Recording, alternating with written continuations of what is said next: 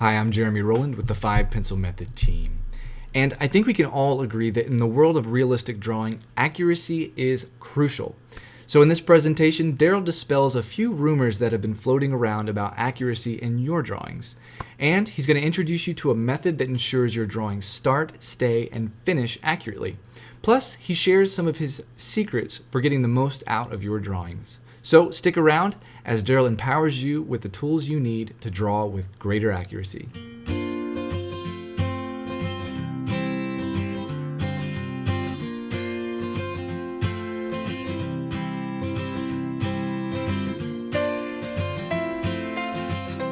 All right, so let's get started. Darrel, I want to thank you for talking with us today. And I want to start with a question that we hear all of the time, and that is it cheating for me to lay out a drawing using an aid like a grid, like the grid method or a projector or anything other than freehanding? Darrel, what are your thoughts on that? Well, of course, it's my personal opinion, but I watch so many people that feel like they're completely inadequate, have no skill, and somebody has told them that if they try to use any kind of an aid or a learning method, that they aren't real artists and it wouldn't be real art, and so it really discourages them. I think that many people out there are not having that wonderful opportunity to express themselves with art on whatever level they choose. And I think that it would be like saying, well, you can go to school, but I want you to start it in college. Skip the grade school. If you can't do it just straight on in college, then I don't see any point to it, because you should have the ability to already be philosophical and put all these things together. I mean, that's just absolutely ridiculous. We have to start somewhere. Babies crawl, they learn to turn over before they walk, and then they walk very tentatively until they're able to run, and then they're climbing on things and they're doing all kinds of things. So life is just like that. Maybe a child is learning how to cook macaroni and cheese, or just boil water before they become a cook. And so everything is a learning process, and I want people to be involved as much as possible. And some people may have more talent than somebody else. I think it's a shame when somebody tries to judge somebody else's ability compared to their own. And I think that if you're going to be able to enjoy yourself, you may even want to do a very simple approach to it. I want to show you how to be able to make more out of what you choose to do, at the level you choose to do, something that brings enjoyment into your life, that you can feel happy with and have fun at it. And that's why I often say, have fun drawing, because it shouldn't be something where somebody's coming along and say, well, how did you do that? Well, that isn't real art. And I have some really strong opinions about it. It's just such a kind of a war going on, and I want people to be able to not be intimidated and have that guilt taken away. There's always going to be somebody that's going to come along and try and make you feel inferior or unqualified. And let them do their work at their end, and you enjoy what you do. So those are just some of the things that I think about. All right. Well, I know, Darrel, there are a lot of methods for laying out a drawing, and we've touched on a couple here. But I also know that you have a favorite method for laying out your drawings. And I also know that it's a highly effective method that thousands of artists have found to be really helpful. So I'm hoping that you can talk to us a little bit about that method. Yeah, there are many methods. They're endless, even modifications of what I would like an opportunity to show you a little bit about today. The grid method is an opportunity for you to get something you can count on, those exact vertical and horizontal lines, and then look and see how something intersects those lines. Is it at the halfway point of a square, or is it down in the corner, or whatever? But it teaches you how to observe. I prefer having less lines. I think it's a tedious operation to be able to, make this grid, and it is very difficult and also very easy to score your paper. It is very difficult to get it off, and it also contrasts. If you want to do a portrait with all the wonderful curves and contours of a human face, or most things that are created, then you are going to have a real contrast between the straight lines, if you can't get them off, they're going to contrast completely. They'll be showing. I think often people who have done grids run into that problem. I want to have the opportunity to depend on a straight line, and I really want to have something that is going to help you start seeing things in a way that you can draw freehand, if you choose to do that. If you don't, then there are other methods you could do. You could transfer something, if that's the level you want to be, but each one of these things is an opportunity to learn. If you project something on a paper, make sure that you pay attention as to what you're looking at and how to interpret those initial lines you may have put on a piece of paper, and start looking at the relationship between one thing and another, the distance, the angles, the curves, and all those different things. And so I particularly like what I call my straight edge and divider method. And the divider is something that comes in later as you've developed your subject more. You'll have an opportunity to get in there and really use the divider to help you keep on track. Make sure that you can compare measurements and see if there's something that maybe is a little bit smaller than it should be in comparison to something else. It might be maybe just a quick look at, are both eyes the same size, or is that eye the same width from corner to corner compared to several of the teeth? There's always an opportunity in your drawing and your laying out of something to keep on track. And that's what I want to do, is find the opportunities to teach you as many of these things to make you aware, so that when you then are drawing later, you'll say, oh, I remember that. Now you have something to identify with, and you can understand the principle and what goes into helping you have good composition. And I think that angles in particular are something that's extremely important. Angles are always true if we have a good anchor point and we have a goal, a point of reference where we want to point that angle to. It's something we can start recognizing in our work if we're just looking at a subject and drawing freehand. I'd love to be able to do more freehand work on the video, but it's a little difficult. And yet I think this method I'm going to start showing you is an opportunity, a segue into being able to understand these things and get them in your mind. Build that library of awareness in your mind so that you can start branching out and adding to it and learning even more if you choose. So I want to go ahead and just show you a subject here that I thought that maybe might just lend itself to this project. We'll just go ahead and take this young woman here. This is something that doesn't have to be projected. Although, again, remember, it's your option. You could build a grid, and then you have to build a grid on here. Sometimes there's devices that keep you from having to draw everything, but you could make a grid along here and then incrementally enlarge it like a 1/2 inch to 1 inch or whatever. You can go ahead and draw your grid across here. And then you can have that opportunity to keep this thing straight, which is a very important thing.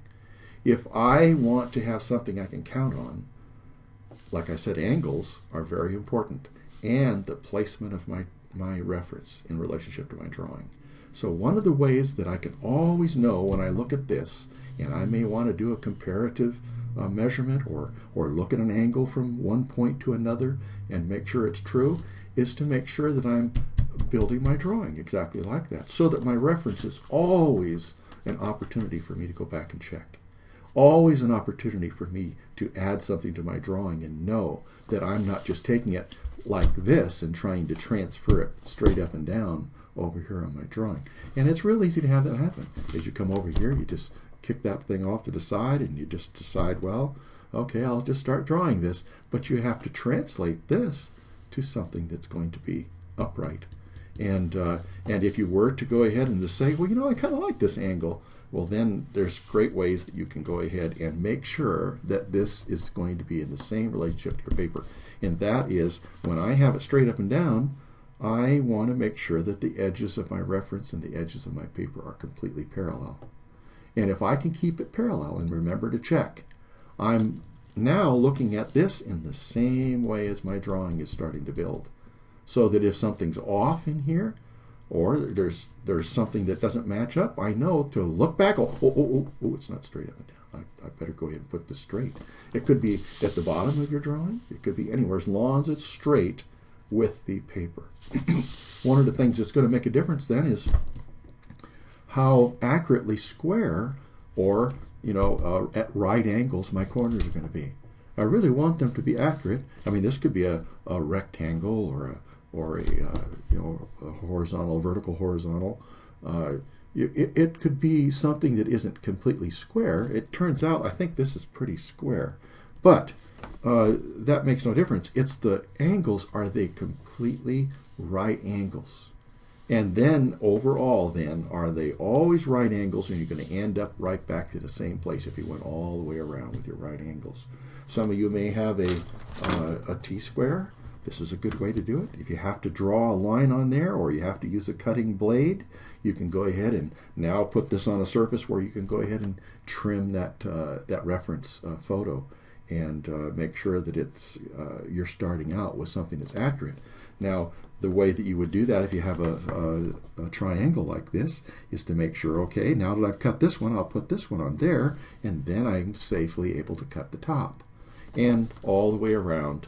And I think it's worth it to draw a line with a pencil first, making sure that you're still going to have the same measurement here as you have over here, and the same measurement here as you have over here. Otherwise, if it spreads a little bit, we're going to be distorting it. If we skew it a little bit and we pull these corners, we're going to be creating what they call a parallelogram. We have the same measurements on both sides and top and bottom, but the corners are pulled, and so it isn't right on square. That means that this wouldn't work. So if you have a paper cutter, let me just show you this too.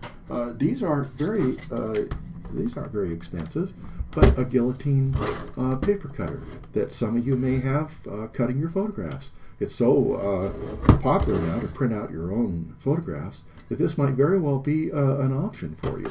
And it has its arm, and you want to make sure that you have this reference right up against the edge, and so that it will cut it square. And so that's one way you can do it too. But I think getting your reference laid out perfectly square and cutting it accurately, I think, is one of the ways that can really help.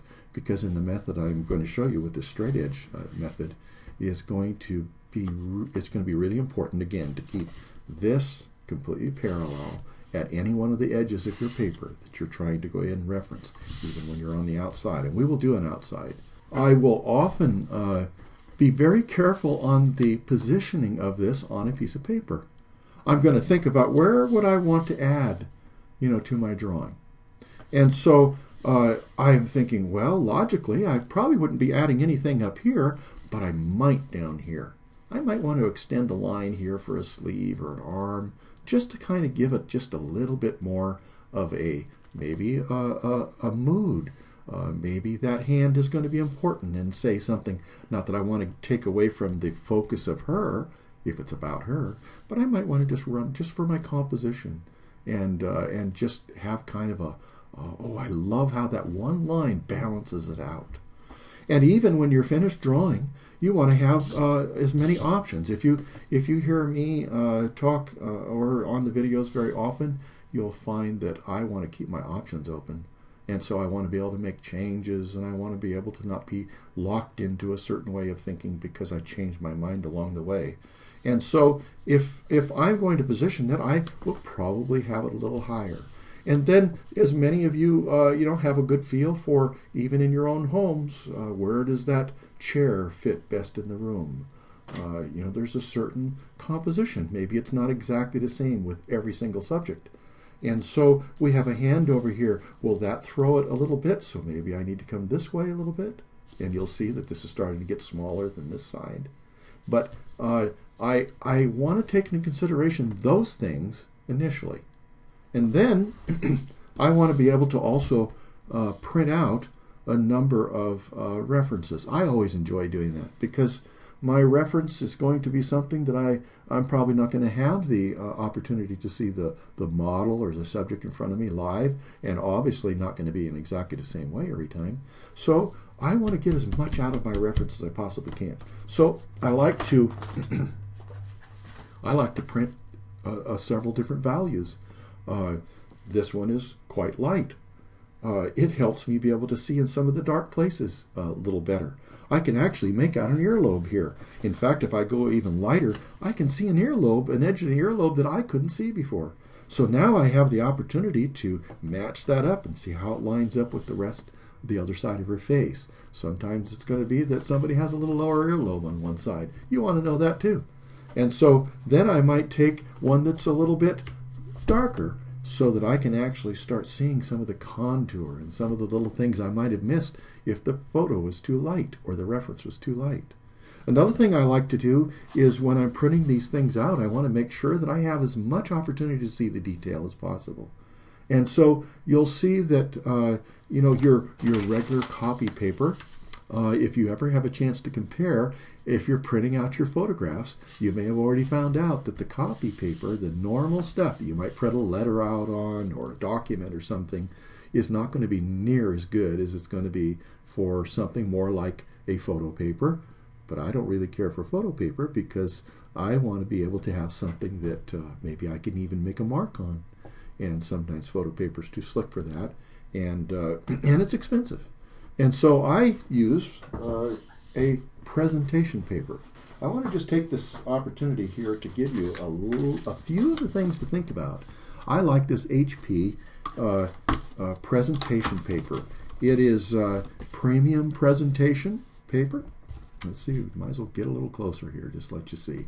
And it's not nearly as expensive as regular photo paper. It's not as thick, but it has a wonderful surface on it so that you cannot have that very absorbent paper that you would have with a regular. Of course, I've used this for a cover sheet to put my hand over everything else. But this is very soft and it's porous, and the ink has a tendency to kind of absorb into the paper. Where on this, they made it in a special way so that it will have that opportunity to have that ink sit on the surface and give us sharper lines. Now, the other thing is I print a small one. I print a small one because this is going to be for my layout. I want to be able to have this smaller reference, and you'll see in a minute here. I'll just start you and just show you and let you see a little bit about why I would do a small one. I want to make sure that, again, this is very square. I want to make sure that I've mounted it so it's a little thicker. I want to make sure that this is something that I can go ahead and have along the outside and keep parallel. I also want to make sure, just while I'm thinking about it, that I look at my paper with a vellum Bristol.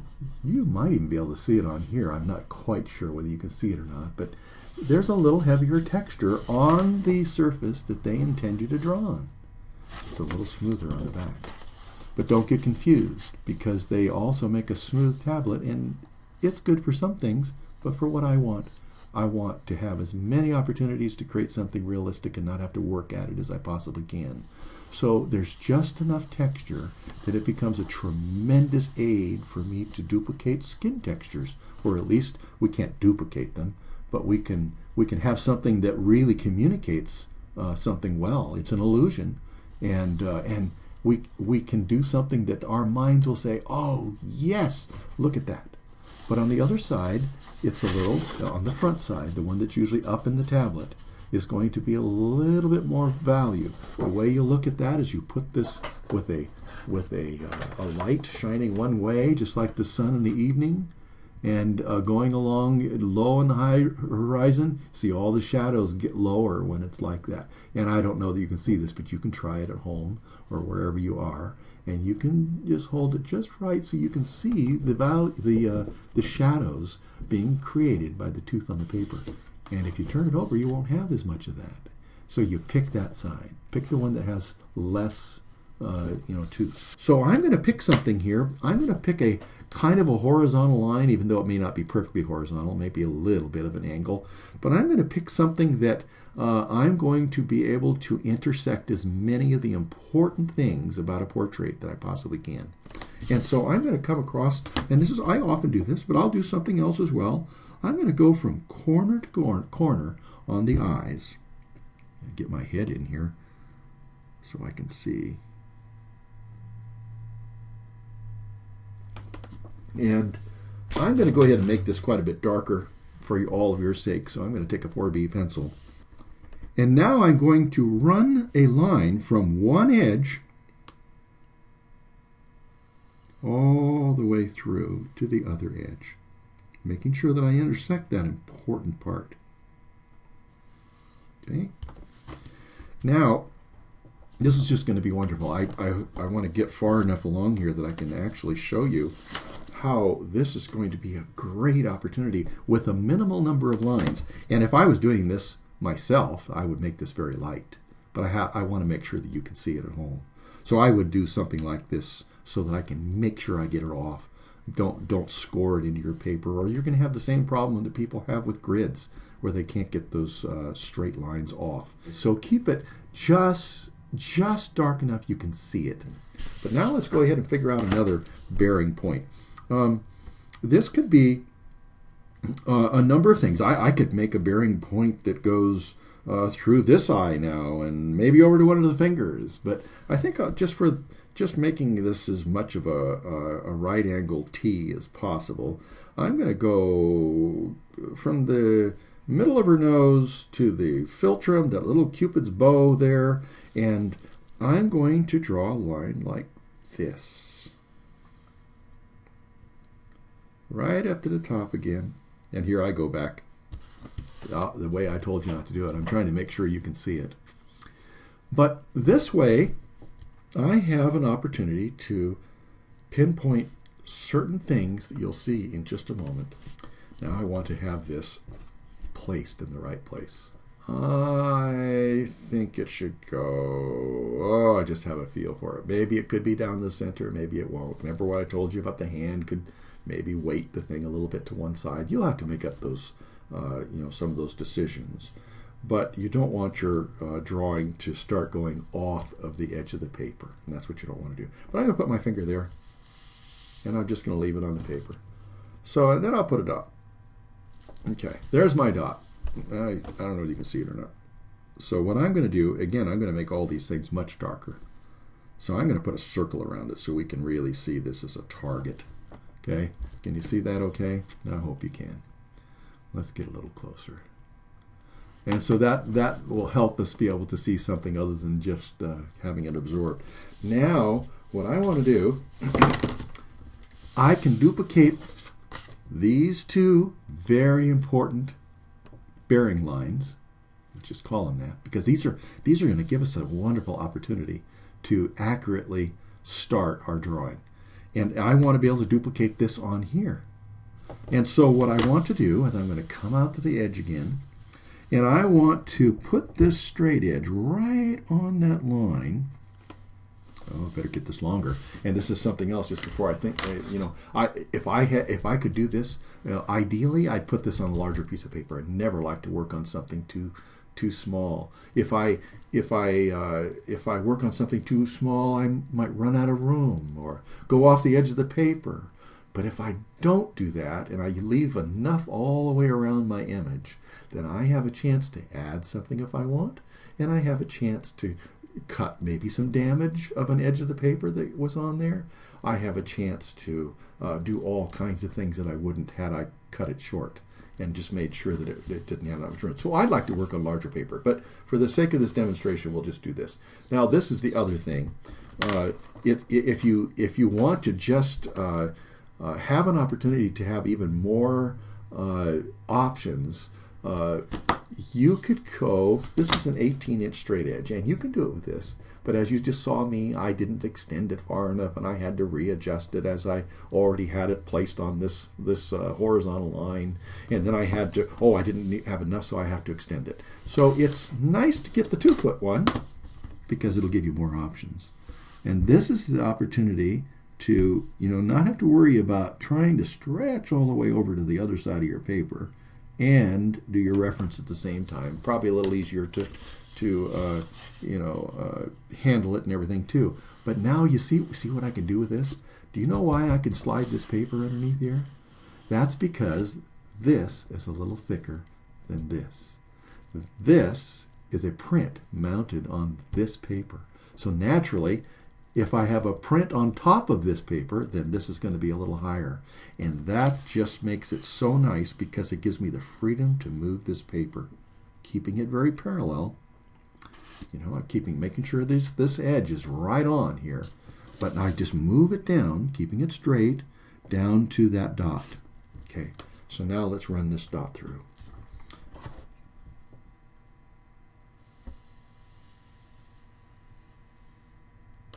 All right. Yeah. Better get in a little closer so you can see. It's easy to get out of the camera. But you see, I now have a line on my paper. Yes, it's a different ratio. We're going to be working larger here than we are here, which is one of the fun things about this method. But I have this angle at exactly the same place. And I will now be able to count on the fact that this is always the same orientation. If I want to check it out, I can just go ahead and line it up and make sure that it is. It's not getting turned. Okay? Now let's go ahead and do the other one.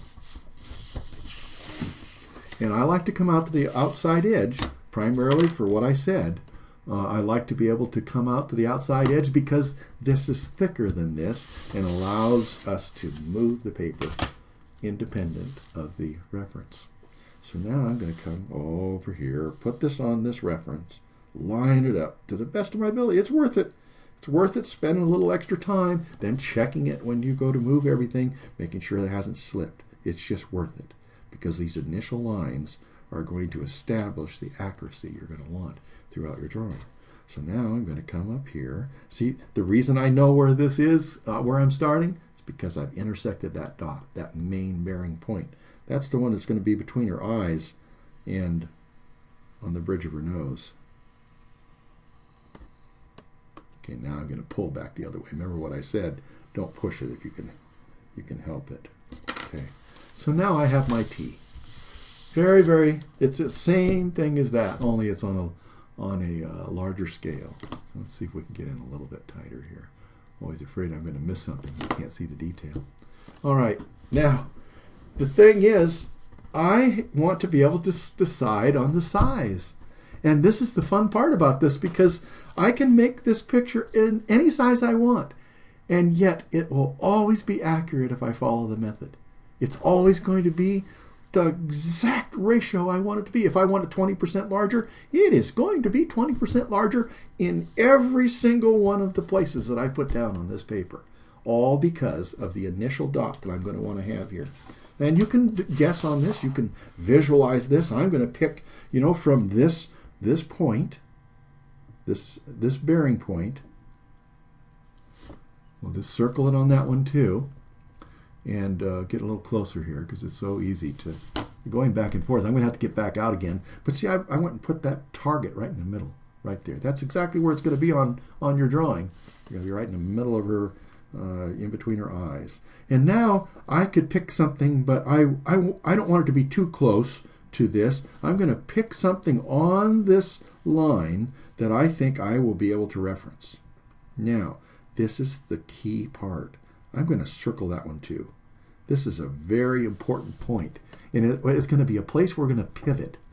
And our angles, remember, are completely true. But how do I decide how to make it bigger over here? All I have to do is decide how much distance I'm going to have between this point on the reference and in my drawing. If I want it twice as much, I can do that. So you could measure it. You could go ahead and sight it. Just look at it and hope for the best. You could go ahead and say, well, maybe I want it 1.5 times or something along that line. I think I'll make my dot, and this has nothing to do with it, except I'm just trying to visualize how much more of a length on this I'm going to have. And I I think that's what I'll do. I don't want it the same size. I think I'll make it like that. Okay. And I want it to be accurate, so take the time. If something slips, they're going to be off to a poor start. Okay. Again, I'm making these very dark. I don't want you to do that unless you have just the worst eyesight on the planet.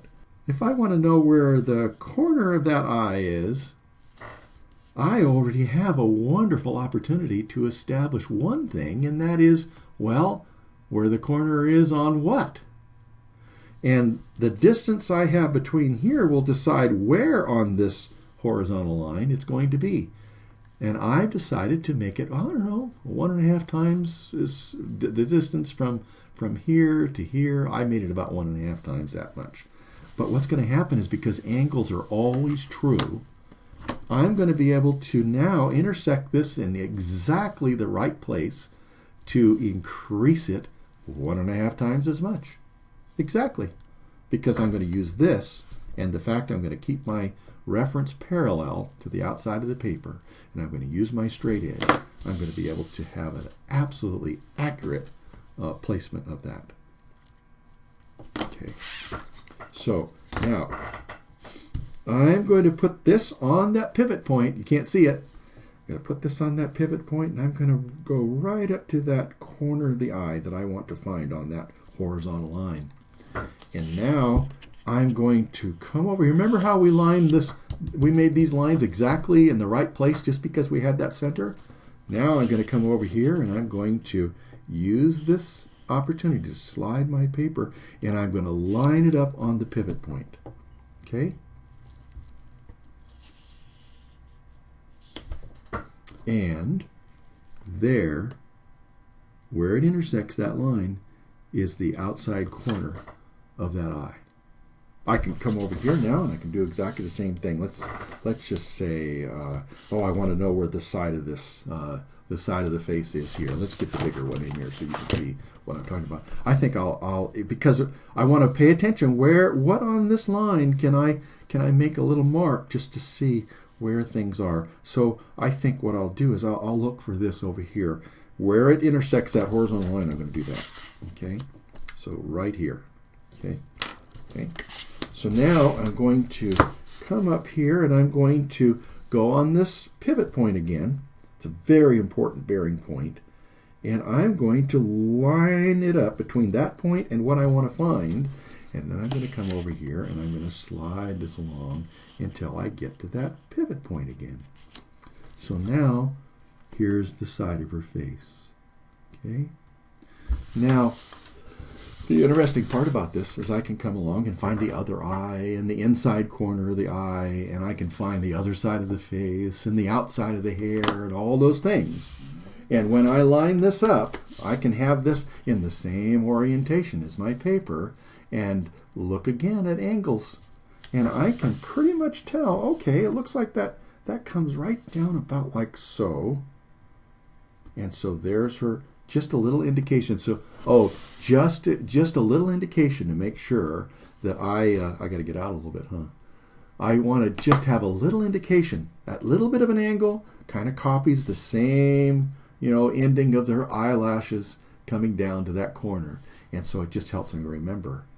And so over here, no, I got the wrong thing on there. That was supposed to be the side of her face. Here I am talking, and I'm not paying attention myself. Okay. So here it is. This is the side of her face. So I want to have this in the same orientation. I'm going to go ahead and sight right up here and have that be the side of her face. Oh, wouldn't you know it, I picked the wrong thing.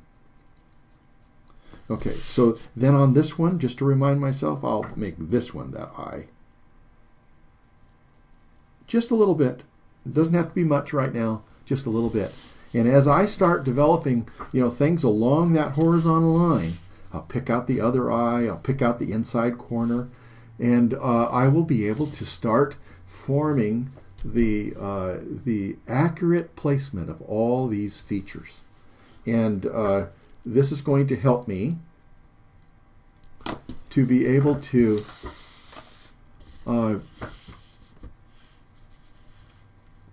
come up with other things that are going to help me find what's on this line. So when I want to find out what's on this line, I can pick maybe over here and find that exact place. Now I can put a circle around that, and now I can turn this around and I can find all the things that are going to intersect that line.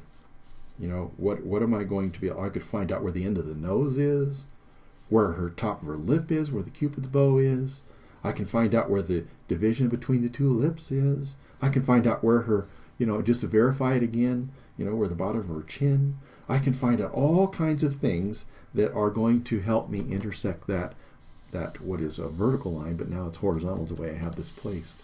And so I think next time I'll develop a little bit of this, and we'll go ahead and take this a little bit farther. Now that we have the concept down, we have some of the things to think about, we can do as little or as much as we want to give ourselves a little bit of a boost, a little bit of an aid.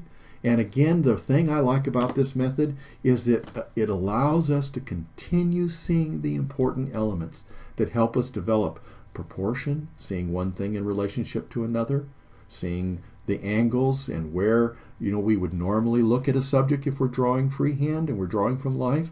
We can imagine some of these angles. It'll really help us.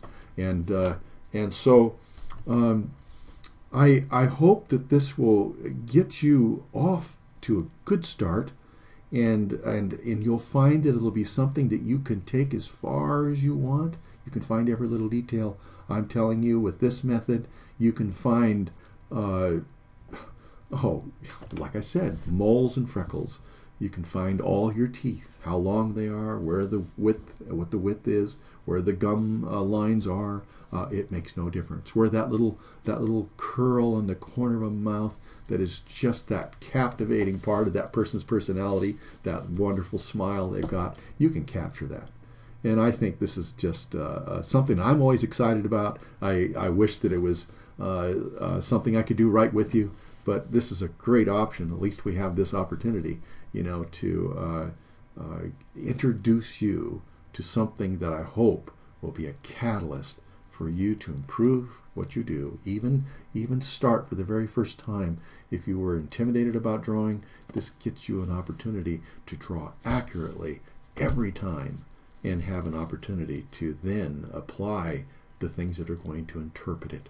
And as you go further and further, you'll be able to do more and more and more, and you'll be independent and confident, and it's going to give you a wonderful amount of experience. Again, building that library up in your head, because most of us just don't have the natural things to recall. What does something look like? I've never drawn that before. Well, you have reference points that you can use. And so it doesn't make any difference what the subject is. You can still look at the composition, the angles, and find out how to get good proportion and capture the important things. So I'll let it go at that. All right, this is starting to come together. It's exciting, and I'm looking forward to seeing where this goes, and I'm sure you are too. In the next part of this presentation, Darrel's going to take it even further. We'll get a closer look at how to properly plot these points out and bring them all together for the most accurate drawing possible. So you're not going to want to miss the next presentation. Thank you so much for being here today, and we can't wait to see you in the next one. Take care.